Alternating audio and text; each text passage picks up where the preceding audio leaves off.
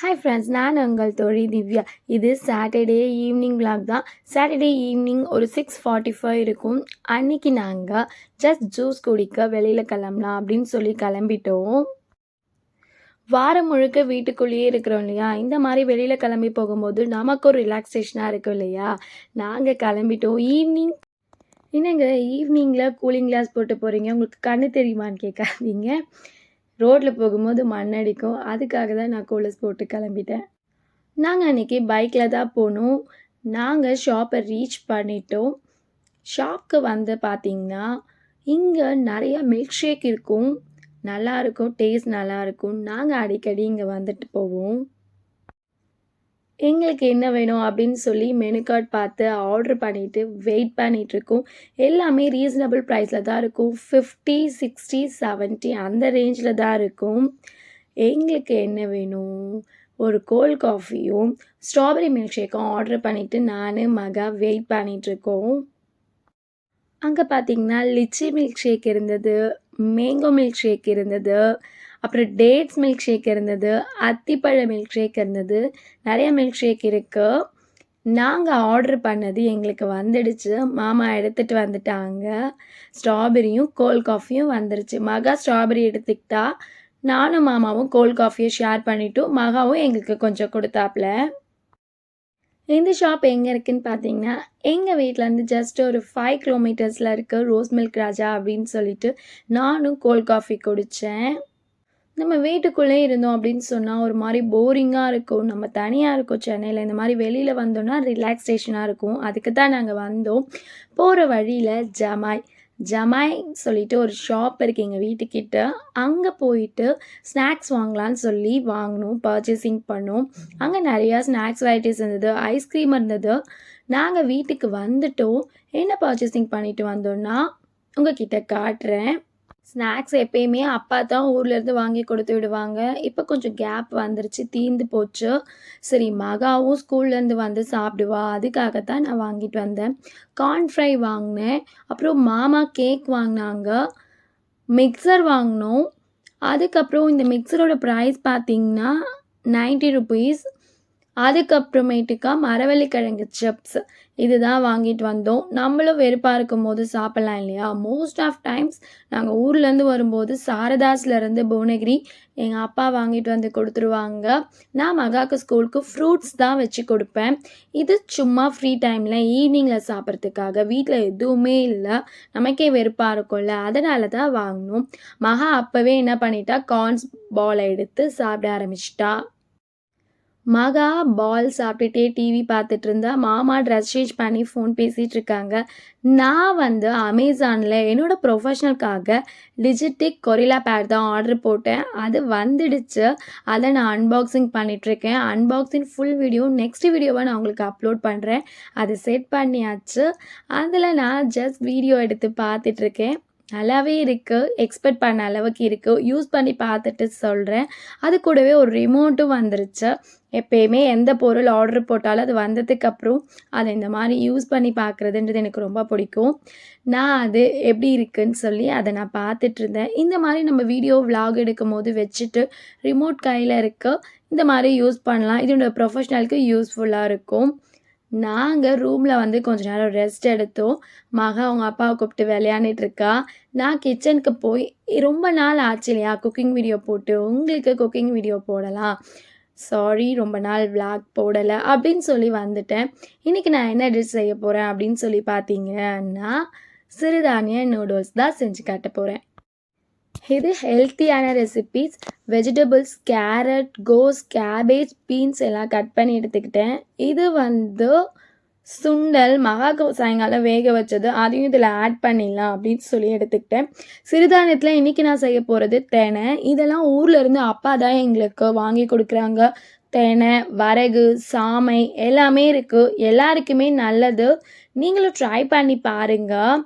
அப்புறமா தண்ணி ஃபஸ்ட்டு எடுத்துக்கணும். ஒரு குண்டானில் தண்ணி எடுத்து அதை நம்ம பாயில் பண்ணி நூடுல்ஸு அதில் வந்து வேக வச்சு தனியாக எடுத்துக்கணும். இந்த பக்கம் நம்ம மசாலா வந்து தனியாக காய் வேக வச்சு எடுத்து இந்த வேக வச்ச நூடுல்ஸ் எடுத்து இதில் சேர்த்துட்டா நமக்கு நூடுல்ஸ் ரெடி ஆகிடுச்சு. அதுக்காகத்தான் நான் ஒரு அகலமான பாத்திரத்தில் தண்ணி எடுத்துக்கிட்டேன். தண்ணி எடுத்துட்டு அதில் திட்டமாக சால்ட்டு போட்டுக்கணும். ஏன்னா நூடுல்ஸில் நமக்கு வரக்கூடிய பாக்கெட்லேயே வந்து சால்ட் இருக்கும் இல்லையா, அதனால் கொஞ்சமாக சால்ட்டு போட்டு அதை நான் ஒரு பக்கம் பாயில் பண்ண வச்சுட்டேன். அது நல்லா கொதிக்கட்டும். இது நிலக்கடலை இருந்தது, அதை நான் வறுத்து வச்சேன். இந்த பக்கம் இது ஒரு பக்கம் வந்து நல்லா கொதிச்சிட்டு இருக்கட்டும். நம்ம அதில் நூடுல்ஸ் ஆட் பண்ணும். கொதித்ததும் வெஜிடபிள்ஸ்லாம் பார்த்திங்கன்னா எனக்கு மாமா தான் கட் பண்ணி கொடுத்தாங்க. இது நாளைக்கு காலைக்காக சுண்டல், அதை நான் வந்து முளை கட்டுறதுக்காக எடுத்து வச்சுட்டேன். அதை ஒரு தட்டு போட்டு மூடி வச்சுட்டேன். ரொம்ப வேர்வை அதிகமாக இருக்கு இல்லையா, வெயில் காலம் மாதிரி இருக்குது. சரி ஓகே, தண்ணி கொதிச்சிருச்சு. தண்ணி கொதித்ததும் நம்ம இந்த பேக்கெட்டை ஓப்பன் பண்ணி இந்த கொதிக்கிற தண்ணியில் நம்ம இதை ஆட் பண்ணிடலாம். லோ ஃப்ளேமில் ஒரு 10 மினிட்ஸ் இருந்தால் போதும், இது நல்லாவே வெந்துடும். சிறுதானியம்லாம் நம்ம உடம்புக்கு நல்லது அப்படின்னு சொல்லி டாக்டர்ஸ் சொல்கிறாங்க. நீங்களும் ட்ரை பண்ணி பாருங்கள். டேஸ்ட்டு பிடிச்சிருந்தா உங்களுக்கு குழந்தைங்களுக்கும் செஞ்சு கொடுங்க. நான் இதை ஒரு தட்டில் ட்ரான்ஸ்ஃபர் பண்ணிக்கிட்டேன். அதுக்குள்ளே இங்கே பாருங்கள் மசாலா பாக்கெட் வந்திருக்கு. நான் இப்போது இந்த தண்ணியில் இதை ஆட் பண்ண போகிறேன். எல்லாமே உங்களுக்கு வந்து பெருசாக இருந்தது, அதனால் கொஞ்சம் உடச்சிக்கிட்டேன். போடுறதுக்கு ஈஸியாக இருக்கும் இல்லையா, அதை உடச்சிட்டு இப்போ நான் இந்த தண்ணியில் இதை நான் ஆட் பண்ண போகிறேன். இந்த பேக்கெட் 50 ருபீஸ் நினைக்கிறேன். தாராளமாக 3 பேர் சாப்பிட்லாம். நாங்கள் 2 பேர் தானே, அதனால் ஓரளவுக்கு போட்டுட்டு கொஞ்சம் தனியாக எடுத்து வச்சுட்டேன். நூடுல்ஸ் லோ ஃப்ளேமில் கொஞ்சம் தண்ணி கொதிச்சதானே ஒரு 5 to 10 மினிட்ஸ் அப்படியே இருக்கட்டும்னு விட்டுட்டு நான் இந்த பக்கம் காய் வதக்கி ரெடி பண்ணலாம் அப்படின்னு சொல்லி வந்துட்டேன்.